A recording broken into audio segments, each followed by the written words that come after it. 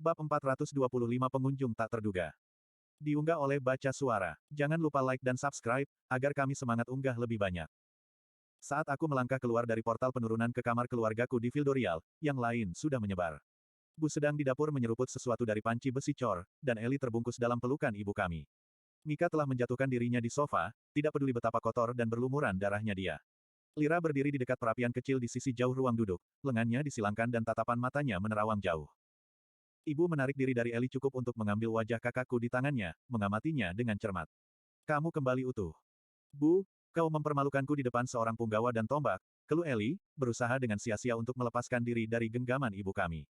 Aku baik-baik saja, aku janji. Maksudku, oke, aku memang mati 10 kali, tapi... Apa? Seru Mom, memandang tidak percaya dari Ellie ke aku dan kemudian kembali lagi. Dia benar-benar utuh, seperti yang kujanjikan, kataku, memberi kakakku tatapan peringatan. Ketika ini tidak segera meredam rasa khawatir ibu yang marah, aku memberinya senyuman dan memeluknya. Lagi pula, berapa lama kita pergi? Selalu terasa lebih lama di Reliktem.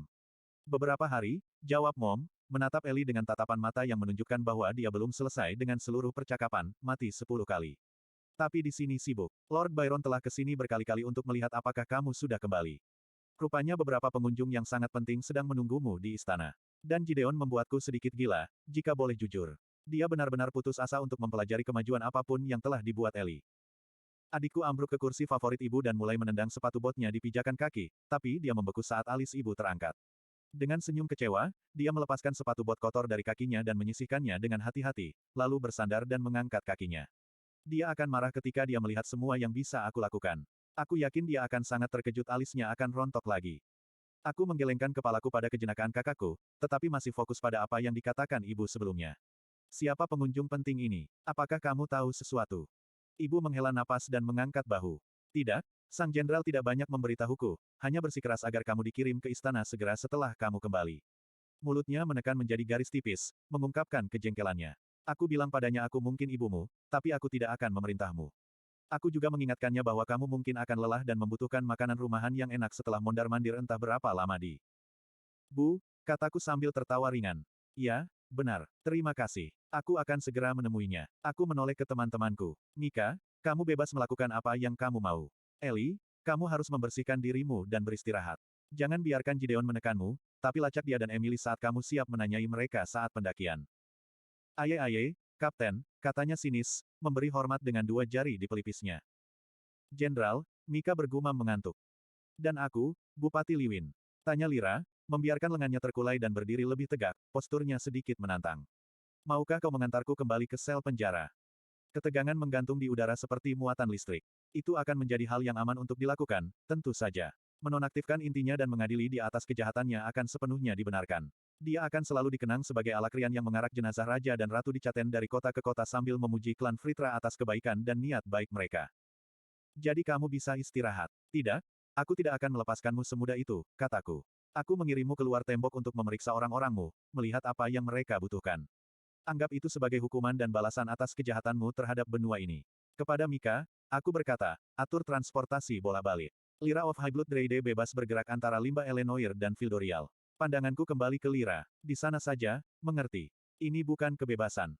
Lira mengangkat dagunya saat memandangku. Aku mengerti, Bupati. Aku mengakui hukuman ini dan menerima kesempatan untuk membantu orang-orang kamu dan aku. Aku ingin kamu mewakili orang-orang kamu di benua ini, kata aku, agak melunak. Para prajurit di Limbah seharusnya tahu bahwa mereka tidak dilupakan. Tapi semua juga tidak dimaafkan. Mika duduk untuk menyaksikan percakapan ini berlangsung dengan cemberut. Masalah? Tanyaku, menyapa sesama Lens. Tidak, hanya berpikir. Hal-hal mungkin akan sedikit membosankan jika kita benar-benar membunuh Alakrian kurus ini saat kita mengikatnya di bis Glades. Lira mendengus dan memutar matanya. Benua ini memiliki banyak hal positif, tetapi sebagai penyiksa dan sipir, kamu sangat kurang. Dia mengerutkan bibirnya sambil berpikir. Tapi kurasa ini bukan hal yang buruk. Keduanya beralih ke pertengkaran akrab saat mereka menuju pintu depan kamar ibuku. Tepat sebelum menutup di belakang mereka lagi, Lira menatap mataku. Dia membungkuk kecil, lalu membiarkan pintu tertutup. Ellie menyeringai. Mantra Dewa Tombak yang hebat menunjukkan bagian bawahnya yang lembut kepada musuh, siapa yang bisa menebaknya. Ini hukuman, kataku, menatap adikku. Ibu menyandarkan kepalanya di bahuku. Dengan semua tanggung jawabmu yang banyak, kamu mungkin memiliki citra untuk dijunjung tinggi ke publik, tapi hanya kami di sini. Tidak perlu memasang fasad di depan keluarga kamu. Eli tertawa terbahak-bahak, tapi aku mengabaikannya saat ibu menjauh dariku, dan menuju lengkungan dapur. Dia harus meliuk-liuk di sekitar Bu, yang menempati hampir seluruh ruangan. Apakah kamu ingin sesuatu untuk dimakan? Atau apakah kamu akan segera pergi? Aku mempertimbangkan untuk mengabaikan permintaan Byron setidaknya selama 1 atau 2 jam agar aku bisa menghabiskan waktu bersamanya, tetapi fakta bahwa dia telah datang ke sini, ke rumah kami, berkali-kali saat aku tidak ada membuatku tidak nyaman. Aku harus pergi, kataku. Mudah-mudahan aku akan segera kembali. Aku tidak keberatan makan sesuatu yang panas, jika kamu dapat merebut kembali dapur kamu. Jika ada makanan yang tersisa di dalamnya saat aku melakukannya, maksudmu, katanya, berjinjit untuk melihat punggungmu. Pergilah kalau begitu. Dunia mungkin akan runtuh jika tidak ada kamu selama 1 jam, tetapi keluarga kamu akan tetap bersatu. Sambil melambai, aku menuju ke pintu. Dalam perjalanan, aku dengan hati-hati menendang sandaran kaki dari bawah kaki saudara perempuan aku, membuatnya setengah tenggelam dari kursi. Hai, dia menggerutu, menjentikkan percikan mana ke arahku yang mendesis ke aether yang terbungkus di sekitar kulitku. Aku tertawa dan membuka pintu. Seni. Aku melihat ke belakang. Eli memasang ekspresi serius meskipun wajahnya sedikit memerah. Terima kasih, kau tahu, karena mengizinkanku ikut denganmu, dan melindungiku dan semacamnya. Itu benar-benar keren. Love you too, El, jawabku sambil mengedipkan mata, lalu pergi. Pendakian melalui Earthbound Institute berjalan lancar. Kamu diam saja, kataku pada Regis saat aku berjalan. Biasanya dia suka keluar dariku secepat dia bisa, tapi dia tetap dalam bentuk gumpalan di dekat intiku sejak sebelum kehancuran terakhir. Aku hanya berpikir, katanya, nadanya lebih serius dari biasanya. Dunia ini kacau. Aku mengejek. Itu benar-benar, bukan. Kenangan pengadilan jin bermain di belakang mataku, berlama-lama di kota dalam kobaran api. Hanya buat saat-saat seperti ini, bersama keluargamu, dengan Caera di Alakria. Semuanya sedikit lebih baik. Yang bisa aku lakukan hanyalah setuju, dan kami melanjutkan dalam diam. Di gerbang Institut Earthbound, aku melihat ke atas dan ke bawah jalan raya ke kerumunan orang. Bagian aku selalu menarik perhatian, tetapi saat ini aku tidak memiliki keinginan untuk menjadi objek tatapan mereka. Sebaliknya, aku menyalurkan aether ke Godstep. Jaring garis ungu yang saling berhubungan muncul, menutupi kota di depanku, setiap garis menghubungkan 2 titik untuk membuat jaringan yang sepertinya menghubungkan setiap titik satu sama lain. Melihat mereka sekarang, telah terjadi pergeseran halus dalam perspektif aku, lebih merupakan kesadaran akan potensi daripada perubahan yang terlihat di jalur ether itu sendiri. Ketika aku telah belajar untuk berhenti hanya, melihat, jalan dan mendengar serta merasakannya di bawah bimbingan 3 langkah, rasanya seperti perubahan paradigma yang signifikan dalam wawasan aku. Sekarang, aku merasa terdorong untuk melakukan lebih dari sekadar melihat dan mendengar mereka. Aku ingin memahami mereka. Jalur eterik bukan sekadar pintu, alat yang digunakan untuk navigasi sederhana. Aku mengangkat tangan, tertarik pada aliran cahaya kecubung yang mewakili dimensi lain. Jari-jariku berkedut saat semakin dekat ke jalan setapak, dan aku merasakan tarikan dari Godrune saat itu bereaksi terhadap niatku. Di luar jalur eterik, tekanan yang menurun membuat punggung aku menggigil sedingin es. Lenganku melecut ke arah sumber energi yang mendekat, entah melingkari jari dan telapak tanganku saat aku melepaskan Godstep. Luka aether di sekitar tanganku memudar saat aku melihat pemandangan bulu hijau zaitun yang samar-samar ku kenal. Saat bayang-bayang menghilang dari sosok terbang itu, aku bisa melihat tubuh burungnya dan tanduk tunggal yang tumbuh dari kepala burung hantu. Avier, aku ingat. Burung hantu ini adalah ikatan Cynthia Gutski, Direktur Akademi Sirus. Tapi dia menghilang setelah dia dipenjara dan akhirnya mati. Aku telah menunggu kepulanganmu, kata burung hantu itu sambil menggoyang-goyangkan kepalanya yang bertanduk saat mendarat di sebuah tiang. Supaya kamu bisa bicara, kataku. Sebagian besar hewan terikat dapat berkomunikasi dengan penjinaknya, tetapi sangat sedikit yang dapat berbicara dengan orang lain. Kaulah yang telah menungguku. Kamu bingung, kata Avier. Aku mengerti penampilan aku tidak diharapkan, dan kamu mungkin ragu-ragu. Aku mengangkat alis. Ragu-ragu, curiga, keduanya berhasil. Kepala Avier dimiringkan saat dia menatapku dengan mata lebar dan cerdas. Untuk langsung ke intinya, Aldir telah mengirimku. Aku langsung tersadar, tetapi penyebutan nama Aldir hanya menimbulkan lebih banyak pertanyaan. Kamu adalah ikatan Cynthia. Mengapa kamu bekerja dengan Aldir? Tanyaku, menyuarakan yang paling langsung. Burung hantu mengacak-acak bulu hijaunya. Aku tidak, tapi aku sudah menunggu terlalu lama, Arthur. Aku ingin kau ikut denganku. Kita bisa berdiskusi lebih banyak dalam perjalanan. Gerak mengalihkan pandanganku ke jalan raya, di mana 2 kurcaci diikuti oleh kader penjaga bergegas ke arah kami. Melihat lebih dekat, aku mengenali Lord Daglun Silversale dan Charnelian Earthbound. Aku hanya bisa menonton, bingung, saat Charnelian melambai dari penjaga mereka saat kedua bangsawan kurcaci itu melambat untuk berjalan cepat sejauh 50 kaki terakhir. Keduanya terengah-engah saat mereka tiba, pertama-tama membungkuk padaku dan kemudian ke burung hantu. Daglun berdeham. Ah, Tuan Avier, kamu pergi begitu cepat sehingga kami tidak menyelesaikan pembicaraan kita. Sebelum kamu pergi, aku ingin menyampaikan rasa hormat kepada kota besar ini, dan menyambut kamu kembali kapanpun kamu mau. Tidak mau kalah, Charnelian menambahkan, memang, Earthbound Institute, dia melambaikan tangan kapalan ke gerbang di belakang kami, akan sangat tertarik menjamu kamu untuk tinggal lebih lama di lain waktu. Ada banyak hal yang bisa kita pelajari dari satu sama lain, aku yakin. Alis lebat Avier terangkat saat kepalanya menoleh setengah untuk menghadap mereka. Aku khawatir aku tidak melihat itu terjadi, tetapi aku berterima kasih atas keramahan kamu berdua. Selamat tinggal. Kedua Raja Kurcaci itu hanya bisa menatap, tercengang, saat burung hantu itu melompat ke udara dan terbang ke bahuku. Tinggalkan melalui gerbang timur ketiga. Aku yakin itu akan membawa kita paling cepat ke permukaan. Mempertimbangkan, aku menyadari bahwa aku benar-benar tidak punya pilihan. Jika ada kesempatan untuk bertemu dengan Aldir, aku harus mengambilnya. Berbicara kepada para Dwarf Lord, aku berkata, tolong beritahu Virion, para Lens lainnya, dan Elis Liwin bahwa aku akan meninggalkan kota untuk. Aku terdiam, mengangkat alisku bertanya-tanya ke burung hantu di pundakku. Beberapa hari, setidaknya, jawabnya. Tentu saja, Lens, kata Charnelian cepat. Dan bagaimana dengan Alakrian, Jenderal? Daglun bertanya, melangkah maju beberapa inci lebih dekat dengan kami daripada Charnelian. Jenderal Mika telah mendengar instruksi aku dan dapat bertanggung jawab atas tahanan sampai aku kembali, kataku, tidak yakin mengapa Daglun berpikir untuk bertanya. Kedua Dwarf Lord bertukar pandangan bingung, tapi aku sudah melewati mereka menuju jalan raya. Sekarang Earthbound, sepupu Mika, termasuk di antara para penjaga kurcaci, dan kami saling mengangguk singkat. Keingintahuan menggelegak dari teman aku. Aku ingin tahu di mana Aldir selama ini. Dia tidak terlalu mencolok, bukan? Tapi Winsom berpura-pura menjadi penjaga toko, jadi mungkin Aldir, seperti, merawat bar di suatu tempat.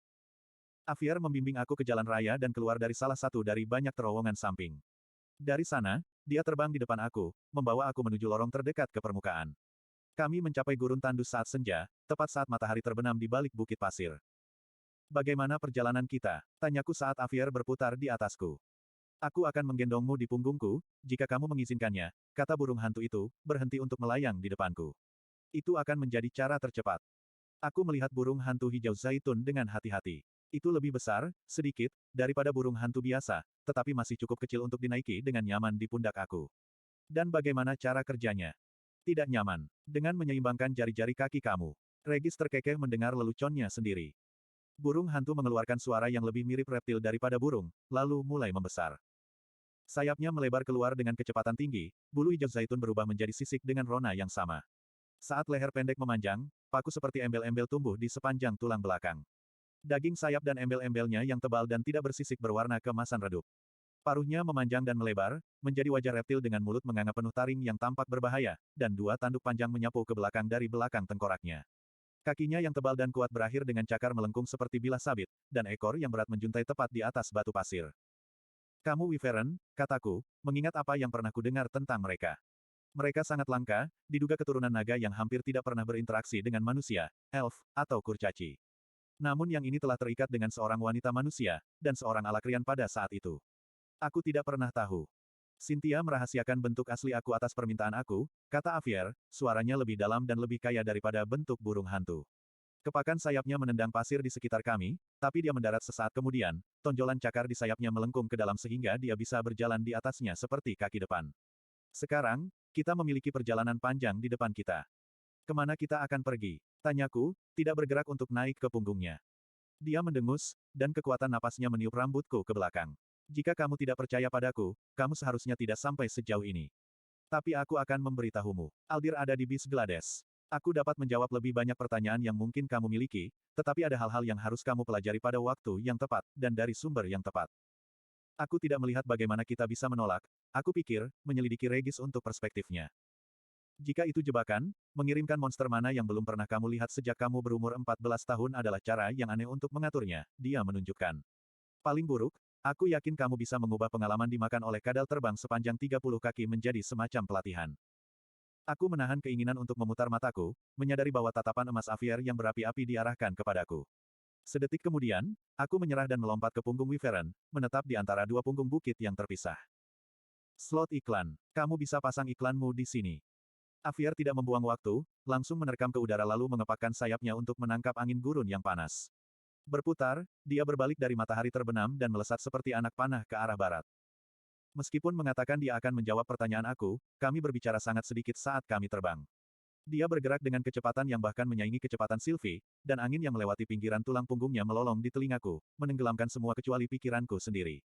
Aku merasa diri aku terseret ke dalam lamunan melankolis. Penerbangan dengan Wyvernbeck menggambarkan kegagalan aku baru-baru ini untuk membawa Sylvie kembali ke garis depan pikiran aku. Aku mulai lebih memperhatikan saat kami terbang melewati pegunungan menuju Bisglades. Saat lereng berbatu berubah menjadi hutan lebat, aku mengaktifkan Rilmir, waspada terhadap apapun yang cukup kuat untuk menjadi ancaman. Semakin lama kami terbang, semakin banyak lanskap yang berubah, kami melewati tanah tandus, limbah tak bernyawa, rawa busuk, dan danau sehalus kaca. Kami menuju ke jantung Bisglades, tempat tinggal monster kelas S yang telah menakuti Alfred Warrender. Namun, tidak ada yang mengganggu kami, fakta yang aku kaitkan dengan Avier sendiri. Mantan ikatan Cynthia mengejutkan aku sekali lagi, membuat aku mempertanyakan seberapa kuat dia sebenarnya ketika dia mulai menunda aura penangkal yang luar biasa, memperingatkan setiap binatang buas mana predator yang terlalu dekat. Apa yang kamu lakukan di sini sejak kematian Cynthia? Aku berteriak melawan angin, akhirnya menyuarakan pertanyaan yang ingin kutanyakan sejak Avier mengungkapkan wujud aslinya di Darf. Saat di penjara, dia melepaskanku dari ikatanku, jawabnya, suaranya terbawa angin. Dia tidak ingin aku mengambil risiko menyerang kastil untuk membebaskannya. Aku pikir dia memiliki firasat tentang nasibnya dan tidak ingin aku terikat padanya ketika itu terjadi. Atas permintaannya, aku mundur ke Bisglades. Maafkan aku, kataku, cukup pelan sehingga aku tidak berharap dia mendengarku. Dia pantas mendapatkan yang lebih baik dari apa yang terjadi. Avier mengeluarkan teriakan tajam yang sepertinya membelah udara seperti pisau. Setelah itu menghilang, dia berkata, dia sangat menyukaimu. Aku menunggu, tetapi Wyvern itu tidak berkata apa-apa lagi, jadi aku kembali terdiam. Tidak lama kemudian, dia mulai turun menuju hutan di bawah. Pepohonan setinggi 100 kaki dengan kanopi selebar dan batang setebal menara pengawas menjulang untuk menemui kami.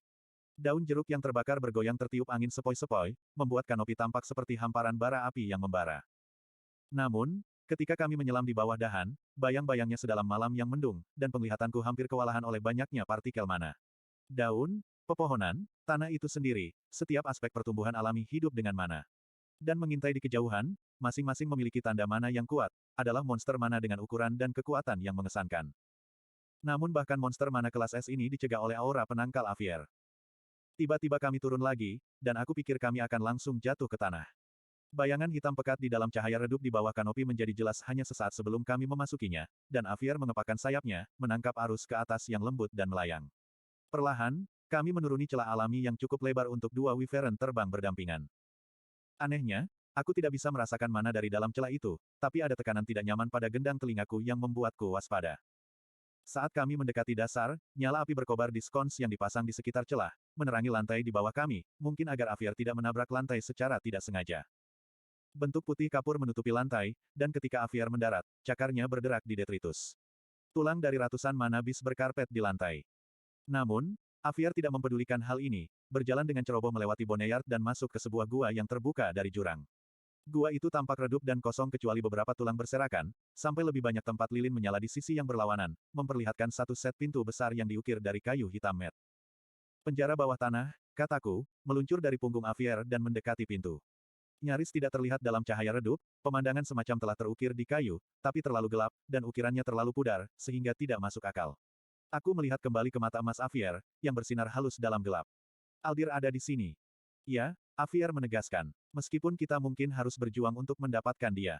Menjangkau satu sayap, dia mengirimkan serangkaian pulsa mana yang rumit ke dalam kayu, kode atau kombinasi dari beberapa jenis. Pintu terayun terbuka diam-diam, dan napas berbau busuk penjara bawah tanah tumpah ke atas kami, penuh dengan kematian dan kebusukan. Regis bermanifestasi di sampingku, nyala api surainya kaku, seperti serigala dengan bulunya terangkat. Berdampingan, Regis dan aku melangkah ke ruang bawah tanah. Avier, sayapnya terlipat ke dalam saat dia berjalan di sendi buku jari, mengikuti.